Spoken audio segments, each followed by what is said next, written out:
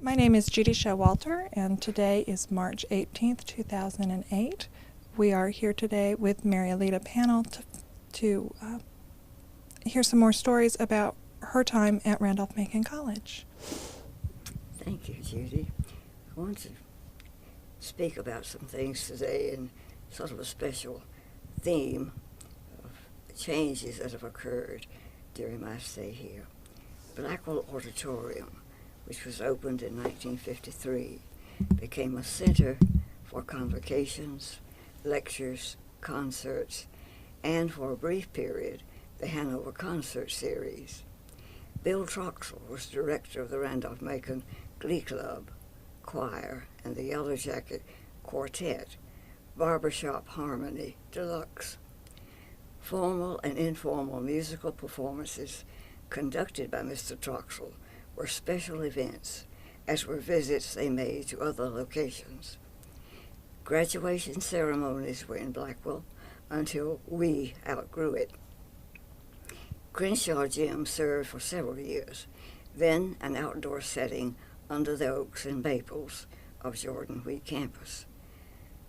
They were very memorable. In 2007, of course, the Frank Brown Plaza became the center for graduation exercises. With Blackwell and Duncan Memorial in use, the chapel, partially condemned as unsafe, became the Old Chapel. Pete Kilgore, founder and director, with Nancy and Muriel, founder of the Barksdale Theater, became professor of drama and renovator of the first floor of the chapel to hold the Randolph-Macon Old Chapel Theater, home of the Drama Guild productions. It was a marvelous make-do theater in the round. The old folding chairs were arranged around support posts to face an extended floor-level stage. All was hand-done by the director and his students in his classes. The drama, comedy, and musical productions from this director, who inspired and challenged student actors and stage designers, will be remembered by all who witnessed their magic.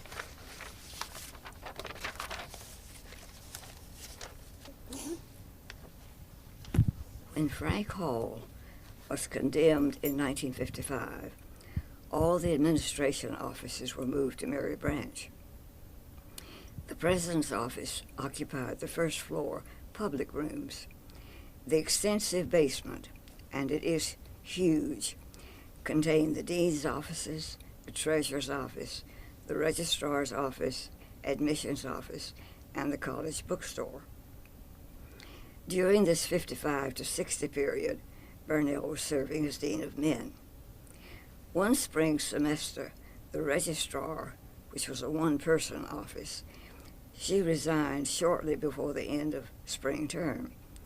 Dean Simpson asked me to take over for the final month of the term.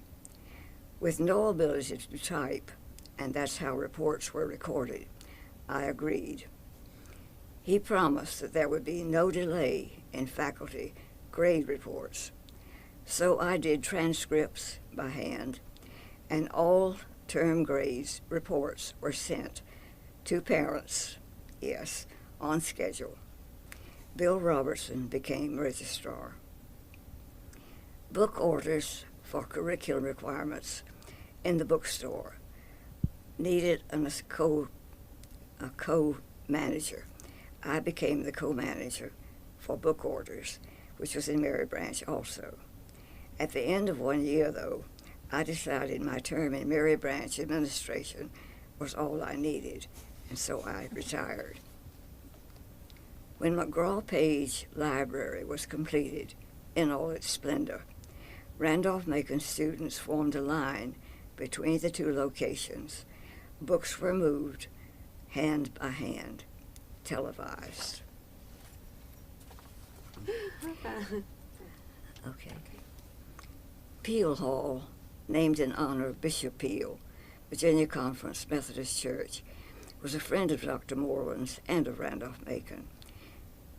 Peel Hall then became the administration building, with the addition of a wing for the president's office.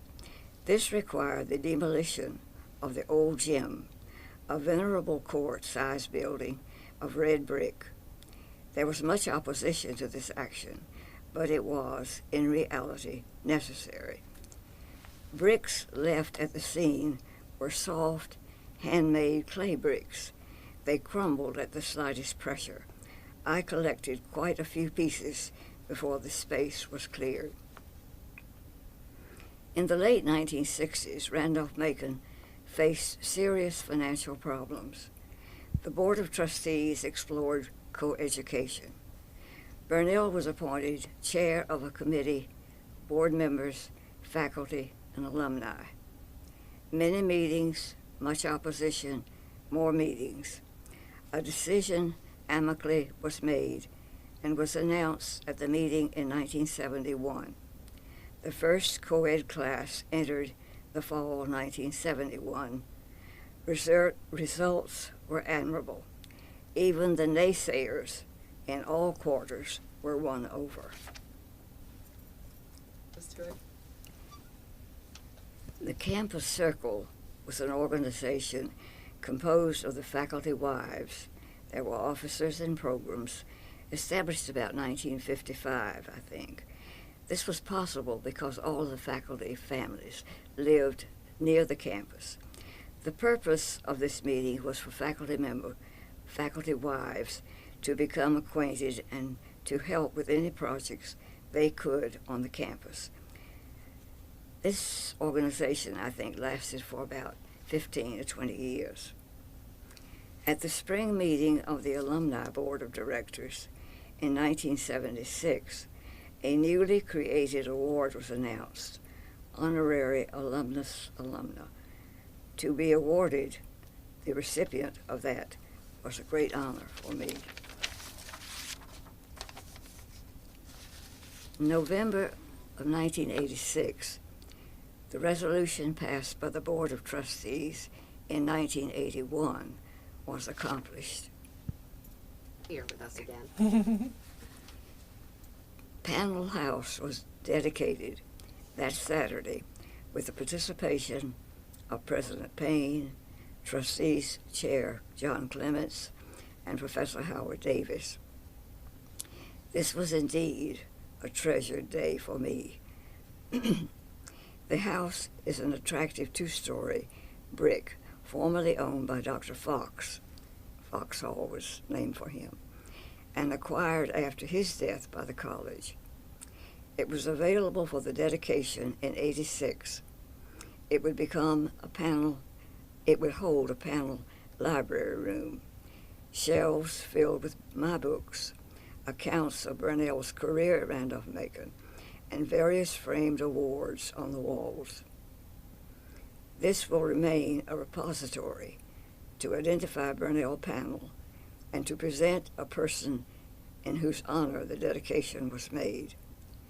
Renovation is now in progress to install financial aid offices in other rooms of the house, with Pannill House still on the plaque. Randolph-Macon's 150th anniversary was in 1980. Papers were written by several faculty members, invited speakers, and events recorded in a publication by an alumnus, Bob Armour. You have a copy of that book in your file. Burnell had just returned from a long hospital stay in mid-August. He hoped to be present on the stage for the convocation on September the 18th, the climax event in the celebration. We were notified early in August that a newly endowed chair would be announced at this convocation, the Blackwell Chair in the Humanities, to be held by Burnell and to be presented at the ceremony. In the event, it was I who accepted the chair, the presentation on his behalf. The chair was left in Burnell's name for several years. Last page. I think you asked me at the very beginning why establish a scholarship at Randolph-Macon College. Burnell and I wanted to honor our relationship with and gratitude to Randolph-Macon by continuing to recognize students. His objective was to endow scholarship from our state. His death in 1980 left the responsibility to me to formulate his plans. The H. Burnell and Mary Alletta Pannill Scholarship was endowed in 1985, an annual award specifically designated by qualifications. The first award was made in 1996-97. It has been my effort to meet each recipient on a personal basis in order that I may acquaint that recipient with the identity of the donor and his relationship with Randolph-Macon, to give a personality to this particular scholarship. Any award, any building, any finite object given to and part of Randolph-Macon should have an enduring identity, a personality, a meaning, if it is to have a lasting significance in the life and history of this college.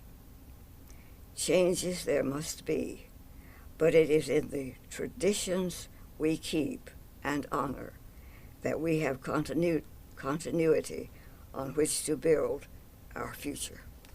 Thank you. Okay. I think my biggest question is, you have such a broad view of Randolph-Macon, and most of us only have a... You'll have to speak louder. I said, you have such a broad view of Randolph-Macon, and most of us only have 4 years. Mm-hmm. What do you see as the biggest changes that the college has gone through? Is it physical or... I hope it's physical, and I think for the most part that is the biggest change.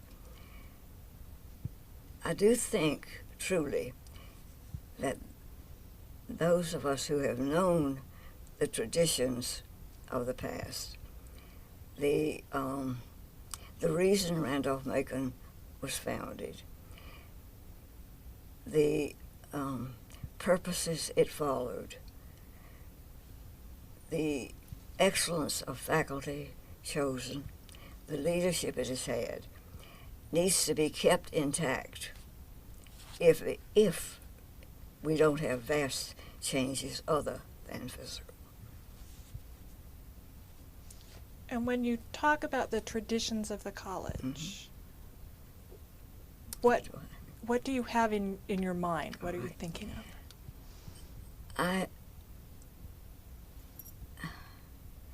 I have in mind the quality, the distinction that Randolph-Macon has always held, in my view. There's always been a spirit that was particular to Randolph-Macon. When we would visit other college campuses for Burnell to make speeches or to represent Randolph-Macon in various ways, I was quite aware of a difference between the college we were visiting and the college I came back to. Because of the relationship between students and faculty, because of the relationship which existed between faculty members in those early days. There was an age difference between the group which was here when we came and us, and yet there was almost a continuity that went from them to us without any break of age, you see.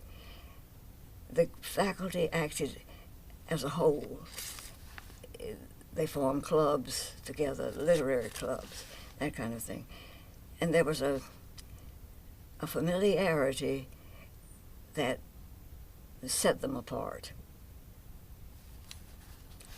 there were certain codes that were followed, which unfortunately I think we haven't today. Our honor code was changed drastically, and that is one of the most unfortunate things that has happened, I think. Many of us would like to see the honor code restored. So the traditions of which I speak, it's a matter of being contemporary in a style that was, and continuing that to be contemporary in a style that is, and that may continue into the future without drastic differences. Those were my questions. Any other questions? I think my question would be that you've seen a lot of students come through Randolph-Macon. Would you characterize that they're more similar over time, or that they've changed significantly over time? Mm-hmm. It's an interesting question. It's a little difficult to say. I think of the time when there were only men here, and that was very nice. We enjoyed that. During that time, of course, there was a dress code. The men wore sports coats and ties, and the faculty all dressed. And when I speak of the Glee Club in its performances, they were formal and informal occasions. When women were admitted in 1941, it was a marvelous, marvelous experience. The objections, interestingly enough, were often from faculty members who thought they would be having to redo their lectures on a much lower level if they were to be able to teach women. They were quite surprised at the end of that first year when the women students were making very much higher grades than many of their men students. And we had one particular faculty friend who said, well, I have to admit, though I had to quit telling some of my best jokes, the students were even better. You may or may not be able to guess who that was. But, and the alumni who were opposed to it quickly recast their opinions, because when they came back and saw women living in their rooms in Mary Branch Dormitory, sometimes their daughters, they were quite happy. I think the only change in the student membership would be in the demographic change that has occurred everywhere. Do you think that? Yeah. I think. And I think our growth as a college, as a coeducational college, has been very, very excellent.